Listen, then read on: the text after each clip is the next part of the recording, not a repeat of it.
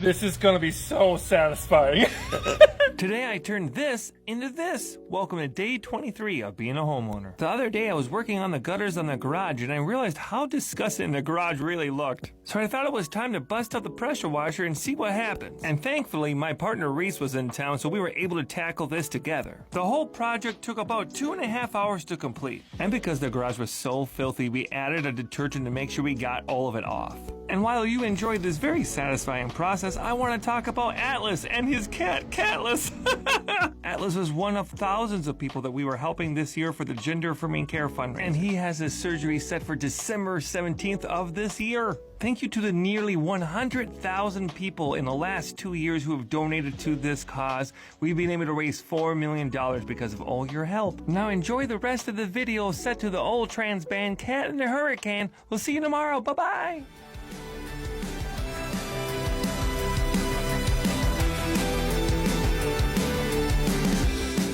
Build homes with lions, but I still lay down with wolves. Never been this guarded, but I still hate to sleep alone. Maybe I could breathe better if you just take off my shirt. Second and smoking rum. Day 22 of being a homeowner, and I feel like I have cut grass so many times. So I think it's time to get a review on this electric lawnmower. This is an 18-volt Ryobi that I got from No Homo Depot that I paid $220 for. I'm going to judge this under 3 categories: durability, performance, and battery life. When it comes to durability, just remember this is a Ryobi and they have a very bad reputation when it comes to durability. And the outer shell is exactly what I thought it was going to be. The casing's fairly thin, the wheels are fine, but I do feel like they're going to break off at some point, and it's not something you're going to pass on to your kids. Now, it's super lightweight, which is not necessarily a bad thing. That could be really accessible for some people.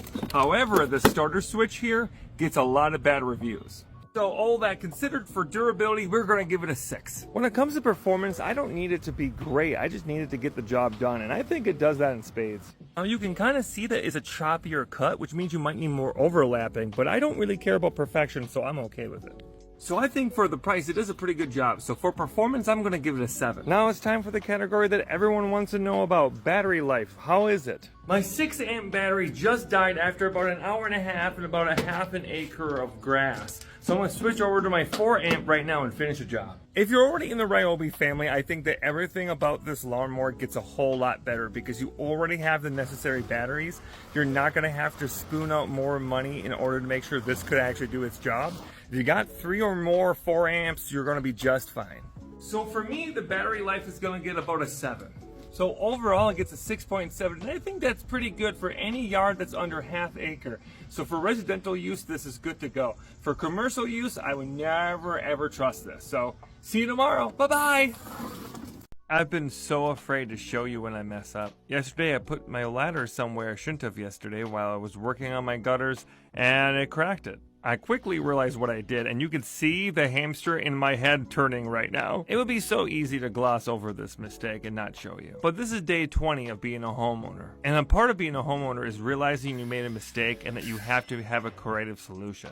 So I took some of that scrap wood that I got from that closet the other day and I put it inside the gutter for extra support. So I repositioned that ladder, climbed on top of that roof, and then pulled up the gutter where it was falling down. Now this is by no means a permanent fix. This is just for a short while so I could actually finish cleaning my gutters. And I have a limited time and budget to be able to do all these projects every day. So making the 200th trip to the hardware store since I got the house was not in the books for that day. Also make sure that every time that you clean your gutters that you're flushing out your downspout either with a hose or a bucket of water. And as far as showing my mistakes goes, I've been so afraid to show them, I think partially because I'm a trans woman. Like, being a woman on the internet is already hard. Like, people are already going to talk down to me no matter how many years of experience I have. But you add the extra layer of being a trans person and it just compounds on itself. I feel like I have to have superhuman levels of competence in order to be able to be taken seriously in my job. But I think that's silly because all of us make mistakes, but not all of us are willing to show that to millions of people. But I am, and I think that says a lot. I'll see you tomorrow. Day 18 of being a homeowner, and let's talk about asbestos. This is 9x9 tile, and 99% of the time, that means that it is asbestos. If none of this was broken behind me, I probably would just encapsulate it. However, it's broken. There are a whole bunch of pieces down here that are not great. A lot of people think that we just stopped using asbestos altogether, but that's not true. It's still in joint compound, linoleum, and so many other products. Tile will often crumble when you're trying to remove it, which means you get more asbestos in the air, so that's why I'm having a professional remove it for me. We got 2 contractors to come and take a look and give us a quote. We're going with the one that's not just $1,400 cheaper, but it also had a way better, more detailed quote, where this one was really loosey-goosey with what they were doing and how much square footage we had down there to remove. This one gave exact square footage and came with a shit ton of great references. I also spent the day trying to salvage all that wood from the closet I took apart yesterday, and I think I might end up using it for the catio I'm going to build. And my spouse mouse put these on all the walls so we could have an idea of what it might look like. And they keep asking me about my opinion, and honestly, I just want to break things and then fix things, so I don't have an opinion. So that's day 18. I'll see you tomorrow, everybody. Today, we're troll hunting. We're also taking all this apart because it's on top of asbestos and we're getting that removed. Now, I don't abide by patriarchal bull crappery, but because the trolls do, I'm going to embrace it for one video and one video only to prove a point. They use masculine language in order to put me down, and it's like, yeah, I could beat your ass if I was still getting paid to do stuff like that. These are the same men who are like, you're so disgusting, you're a freak, who would want to be with you? I'm not for you. I'm not for you. I'm not for you. I'm a T for T kind of girly. I want to be with someone who understands my emotions, understands how I walk through the world, and really knows how to the shit out of me. You don't even know how to bone the one gender that you're attracted to, so why would I want to be with you?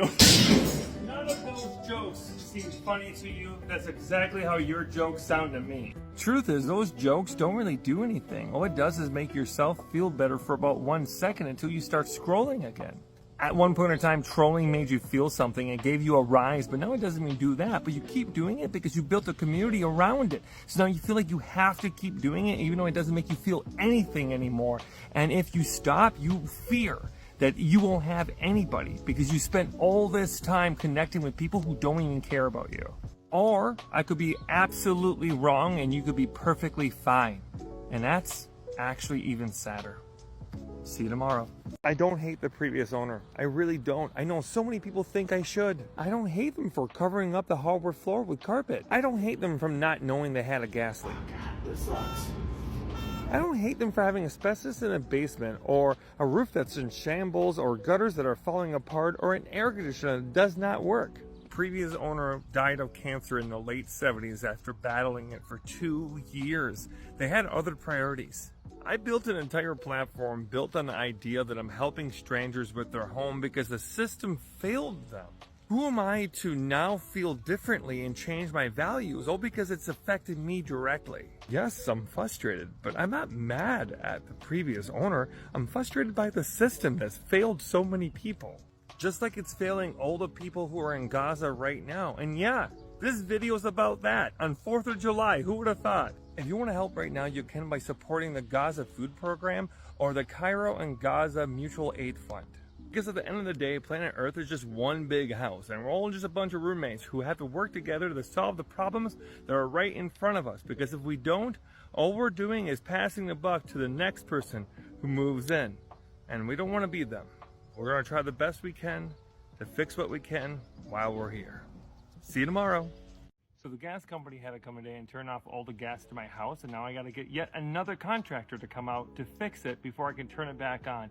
Welcome to day 15 of being a homeowner. Oh God, this sucks.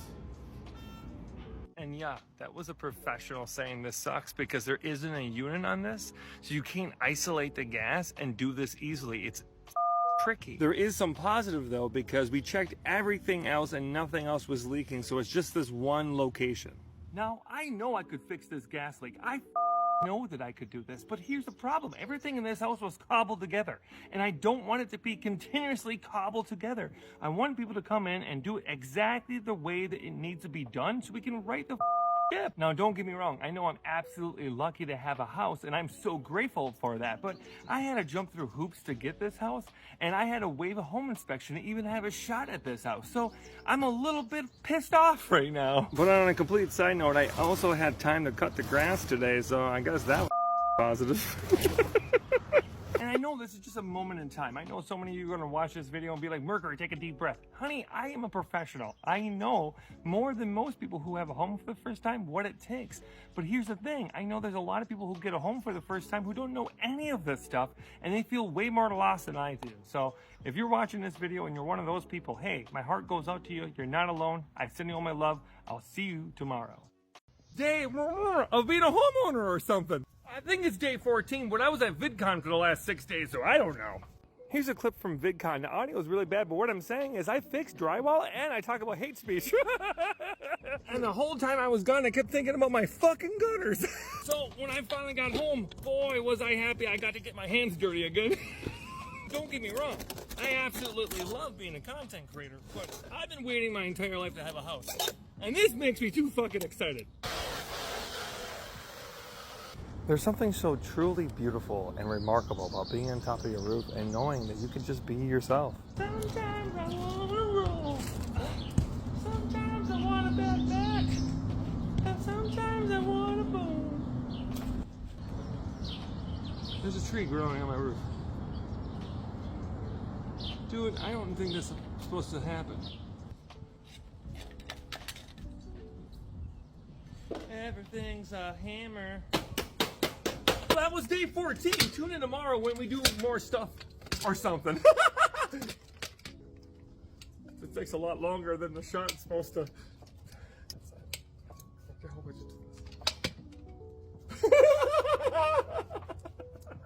I did it. Day 8 of being a homeowner, and we're gonna go shopping. Now, me going to the hardware store is kind of like bringing a dog to a pet store. As soon as I walk in, everyone's gonna want to pet me. I live in Wisconsin, you can tell by the earrings, and I recommend if you live here, you have to get a dehumidifier for your basement. I'm always asked which store is the best one, and to be honest, they're all different kind of shades of terrible. Now, which one am I gonna get? Well, I know what I'm not gonna get. I'm not gonna get the cube one because they drain poorly, and the more compact they are, the harder they are to work with. And since I don't have a massive house, I don't want to overdrive my house, so I'm gonna go with the mid-tier option. Mission accomplished, and I wasn't pet one time. If your plan is to run a hose from your dehumidifier right to your drain in the basement, you don't need to worry about pint size. When it comes to hose dehumidifiers, there's pump and there's no pump. That just refers to how the water drains itself.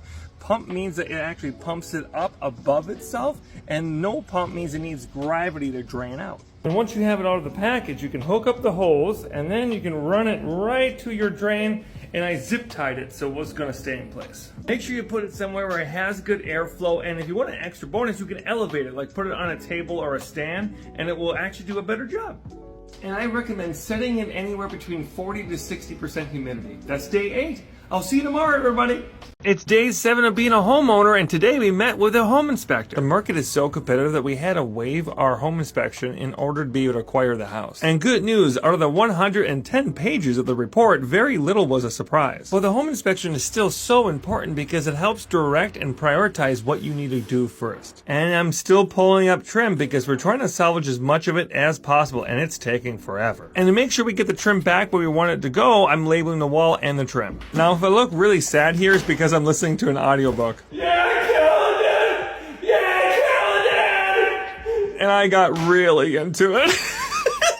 Now, this vinyl was covering up the wood floor for about 50 years, and I was pretty convinced it was not going to look good, but we're going to be able to salvage it, and that makes me so happy. Also, side note, Kyle from Madison Home Inspection was absolutely delightful. You never know what you're going to get in this industry as a trans woman, and he was super sweet and was kind to me the whole time. And like I said before, there's only a few things that he showed me that I did not know, but it was nice to get the confirmation of things I was really nervous about.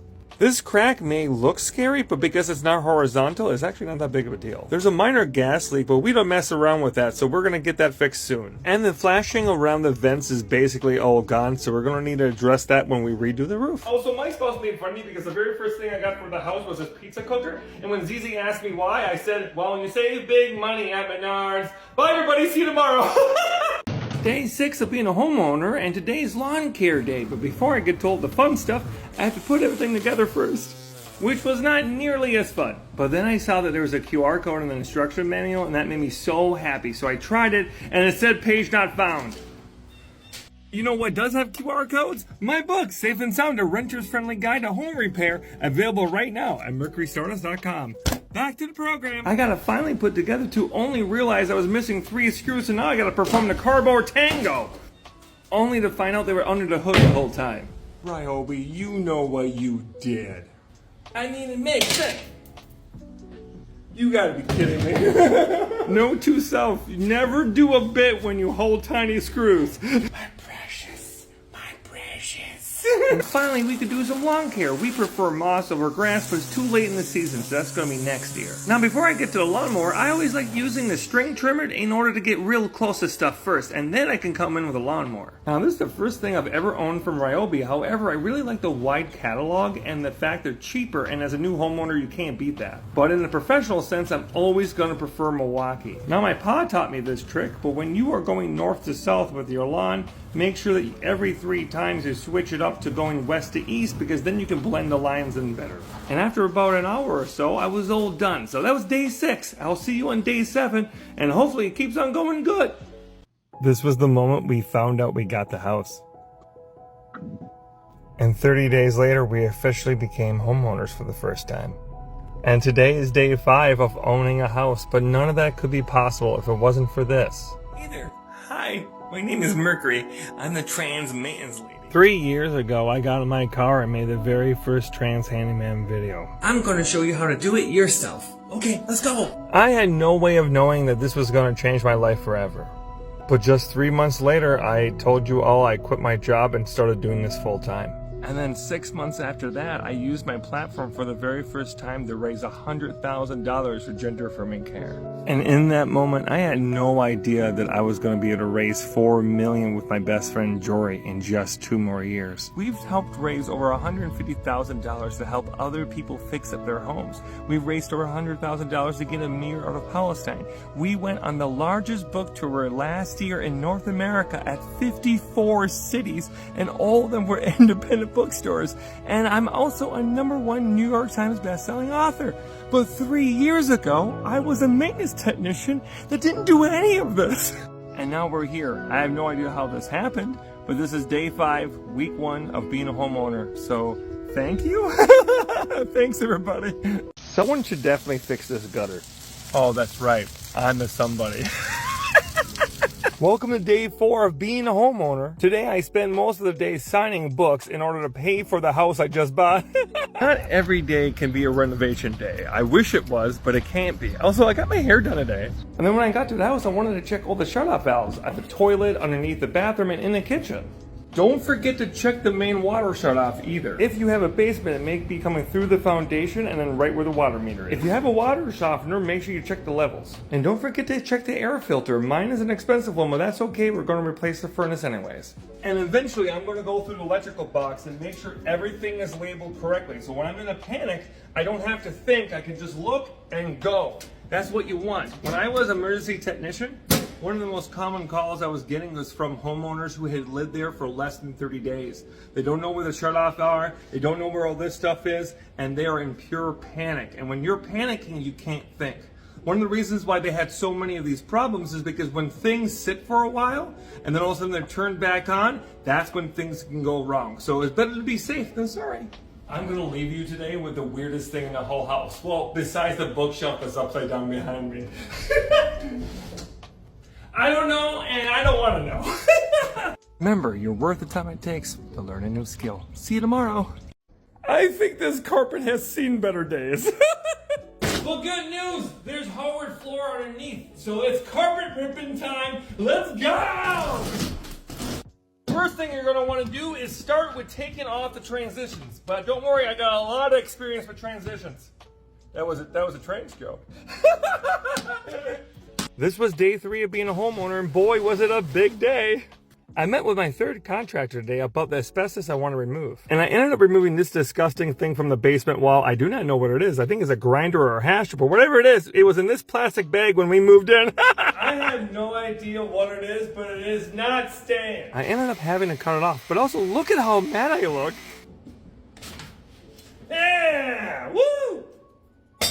The previous owner was an elderly woman who had mobility problems, so that's why all the floor had so much padding underneath. And it was obvious that this carpet was put down temporarily because it wasn't really held down that much at all. And it took me a pretty long time to clean this all up, but that's when I realized I need to fix that AC. owning a house is like generational trauma. You're always paying for other people's decisions. See you tomorrow. Day 2 of being a homeowner, and I am so stressed out. I just found out that this tile definitely contains asbestos. Because the tile is 9x9 and it's from the 1960s, I was almost guaranteeing it was going to have asbestos in it. And guess what? I was right. And then a neighbor just came over and said that he's lived here for 32 years and he's never seen anybody fix the roof above us. And that was kind of what I was suspecting. So yeah, this roof might be older than 30 plus years. And as you can see, I already knew there was 3 layers of shingles, which means there could be rot and it could be too heavy for the roof. This is the second day. I'm a professional. And why does it feel like I just got kicked in the stomach? I did go up into the attic today though to see what it actually looked like during a rainstorm. And to my surprise, even though it's 30 years old, I didn't see any rotting or any type of mold growing, but I did see a chimney that was definitely having some leakage and some old water damage. On a lighter note, I was able to establish a workspace while I'm doing all the renovations we're planning. And lastly, I also changed out all the doorknobs and locks today. And then after work, Zizi came to help me out, but we also shared a laugh or two. And everything just felt a little bit better. We did it! We finally got a house, y'all! Day 1 of being a homeowner! We did all the paperwork later in the day, so we didn't do much other than just doing a punch list to all the things we want to do. I'm too short! While I was inside, Zizi was outside taking care of some of our plants. To be honest, the first day of homeownership just felt like we were soaking up the fact that this was actually ours. We were laughing a lot and discovering new things. We got a bonus little mini watering can. I did go on top of the roof to make sure we didn't have any immediate problems. And besides missing just a few shingles, the roof does actually look pretty good for being a 20-plus-year-old roof. And this is my biggest problem. I'm pretty sure this is all asbestos, but we're gonna find out after we get it tested. Also, this is my HVAC, otherwise known as my problem. Here's my new tool shop. Look at this! I got an old vise! I got an old work table! I'm in love! Zizi and I have been looking for a place to live for almost an entire year, and it's been really frustrating and very tiring, and trying to find a space affordable is super hard, but we did it. And we know it needs a lot of love, but I got plenty of love to share and I'm ready to do it. And being a homeowner for the first time is terrifying, but I have the skills, I have the brain, and I have the support. So I'm going to show you what it's like to be a homeowner for the first year. And this was day 1. Oh my God, we did it, y'all!